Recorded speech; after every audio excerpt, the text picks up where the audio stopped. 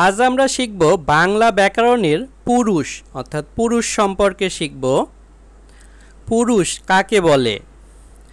বাক্যে কোনো ব্যক্তি বা বস্তুকে বোঝাতে যেসব সর্বনাম পদ ব্যবহৃত হয় সেগুলোকে পুরুষ বলে। অর্থাৎ একটি বাক্যে কোনো ব্যক্তি বা কোনো বস্তু জড় পদার্থকে বোঝাতে যেসব সর্বনাম অর্থাৎ নামের পরিবর্তে যা বসে সেগুলোকে পুরুষ বলে। যেমন আমি, তুমি, সে ইত্যাদি। পুরুষ কত প্রকার ও কি কি?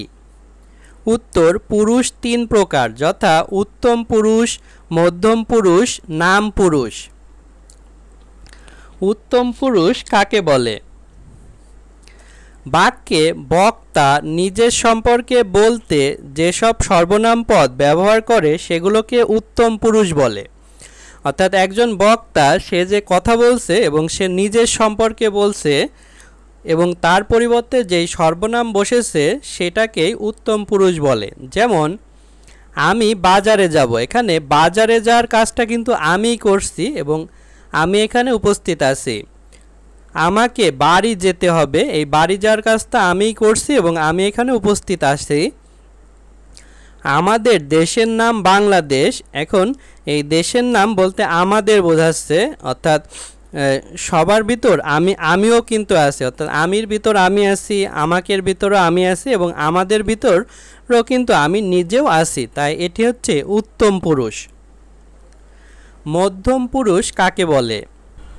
বাক্যে বক্তা সামনে যাকে বা যাদের সাথে কথা বলছে তাকে মধ্যম পুরুষ বলে। অর্থাৎ একজন বক্তা সে নিজে না, অর্থাৎ তার সামনে যে আছে অর্থাৎ যার সাথে সে কথা বলছে সে হচ্ছে মধ্যম পুরুষ। যেমন তোমরা বাজারে যাবে, এই তোমরা কিন্তু বক্তা নিজে না, তার সামনে একজন ব্যক্তি আছে তাকে সে তোমরা বলে সম্বোধন করছে, তাই এই সর্বনামটি হবে মধ্যম পুরুষ।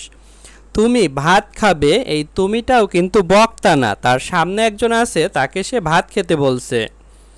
তোমাদের দেশের নাম বাংলাদেশ, এই তোমাদের ভিতরে কিন্তু সেই বক্তা নিজে না, অর্থাৎ বক্তার দেশের নাম কিন্তু বাংলাদেশ না, তার সামনে যারা আছে তাদের দেশের নাম হচ্ছে বাংলাদেশ।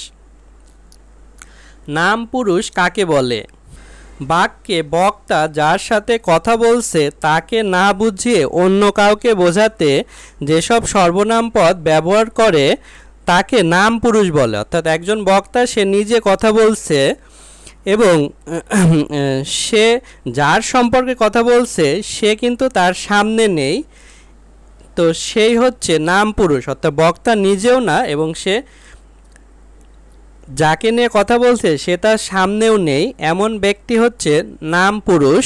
যেমন তিনি বই পড়ছেন, এখানে তিনি শব্দটি বক্তা নিজেও না এবং তিনি তার সামনেও নেই, তিনি অন্য একজনকে বলছে যে তিনি বই পড়ছেন, এটি নাম পুরুষ।